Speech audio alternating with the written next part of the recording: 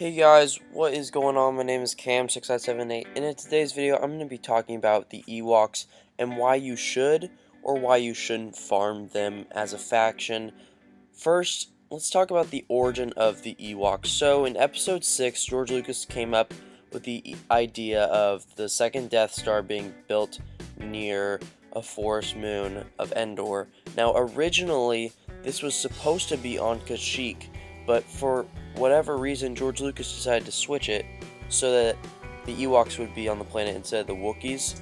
And with that being said, more money was made from selling Ewok toys and whatever, because they're a whole new species, and I don't really understand the thinking behind it, because Wookiees are much more respectable, but for whatever reason they did it, and it turned out to be a mediocre movie in my opinion.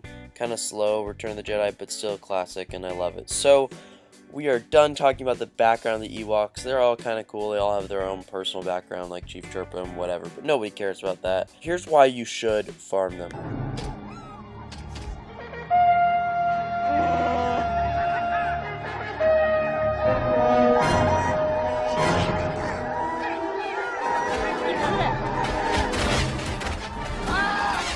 So Commander Luke will be a character that you might need, and I don't know how good he's going to be. Is probably going to need 5 Ewoks 5-star to unlock, which is going to be kind of a pain. Maybe they'll be doing some sort of event where you need Commander Luke in order to unlock Jedi Luke, and then Jedi Luke in order to unlock Jedi Master Luke, or something along those lines. I hope not. I hope they don't make us farm the Ewoks 100% like they did with the Phoenix, because Thrawn's really good. I'd hate to miss out on Thrawn, and I hate to miss out on Commander Luke, especially if he's good, but I don't respect the Ewoks enough to farm them personally. So another thing you guys should keep your eyes out for is the Flash event will come for the Ewoks. That might have really good gear. We saw in the Luke Skywalker Flash event, that gear was unbelievably good. I mean, the pieces we got were so needed, except for Carbantes and stun guns and stun cuffs. Aside from those three, we got the Mark 8 health piece, we've got the Mark 3 comm links, which are really rare, and fully crafted versions too. That was extremely nice. So maybe the devs listen, like, hey, nobody liked the Phoenix event, but people love the Luke Skywalker event. Let's throw in some different gear like stun guns and put that in this Flash event. And in that case, I'd say do it. You know, they might have some Zetas available too, like they did in the Phoenix one. Fully crafted gear on the first time. I don't know. They could do a whole lot of things. So that would be another good reason to farm the Ewoks. So another kind of speculation thing would maybe be you might need to farm Boy Luke with the Ewoks in order to unlock Commander Luke, because they did say that you needed Luke in order to complete his journey to becoming a Jedi Master. So maybe you take Farm Boy Luke 7 stars and the Ewok 7 stars, you put him in a squad, you fight whoever, the computer, and then you unlock Commander Luke. I don't really know how. I mean, it could be like an evolve thing, something different, because Luke Skywalker is really iconic and he's the main guy on this game. He and Darth Vader both. Just a thought, kind of a weird idea, but maybe there's some sort of evolution of characters like Luke, because there are so many versions of him in the game, and he is an amazing character. He's going to be something special, no doubt about that. Looking at Ewoks specifically, Teebo is probably the best Phase 1 Rancor character you can have, especially early on. He is farmable out of Galactic War and very useful in some aspects of the game. Not very good in Arena, or really Galactic War is okay in, but he's really good in the Rancor raid. He's also okay in the Heroic AAT raid. Chief Chirpa is available in the Cantina battles. He's really good for Phase 3. He's also really useful when you have Thrawn. I know not many people have Thrawn 7 stars, but when you have Chirpa, you can go on this huge run with Thrawn and Chirpa under a Chirpa lead. So Chirpa's kind of needed at one point in the game. You'll have to farm him, which stinks because he's not very good. His abilities are kind of lacking. All the Ewoks lack damage.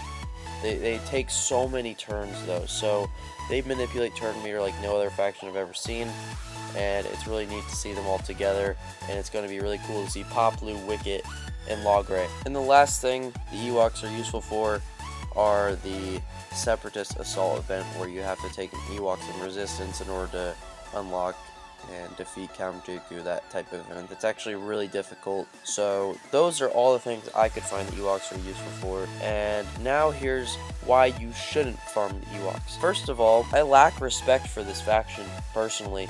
They're small, they don't hit very hard, they're basically equivalent to Phoenix, except they don't have anything really special. They do manipulate turn meter well, but they don't hit hard, like, at all. They could take 1,000 turns and still not be able to defeat like a base or a short trooper or something. So they're really lacking in damage output. They're not very arena viable. They don't have very many useful places in the game. Only some do. Ewok Elder's Cleanse has been outgamed by Rex. Ewok Scout has no synergy really with any of the other characters. He's just a very basic character. Chief Chirpa is good for, phase 3, like I said earlier, but that's pretty much it. And Tebow's good too for phase 1 and for some parts in phase 3 of Heroic AAT. Phase 1, of course, in Rancor. But that's it. And we're going to have 3 more Ewoks in the game, which means we're going to have to farm one up from ground 0, which is going to stink. Hopefully it's the one from the Marquee event. It's just a pain. It is a pain, and it feels like we're being forced to do something you don't want to do. So I'd say if you guys are doing something awesome, like trying to Zeta your Death Trooper, or just having fun, I have a hard time believing that Luke Skywalker is going to be worth it. And it seems like, I know this is theory crafting, but it seems like you won't need Commander Luke to get another level of Luke. You won't need the Ewoks in order to get the Grandmaster Luke, or whoever you want from Luke Skywalker's time from Farm Boy to Jedi Master. Because if they were to do that, that would mean that you wouldn't have a chance to get Luke for like 6 months, because you need Commander Luke in order to unlock the next tier of Luke.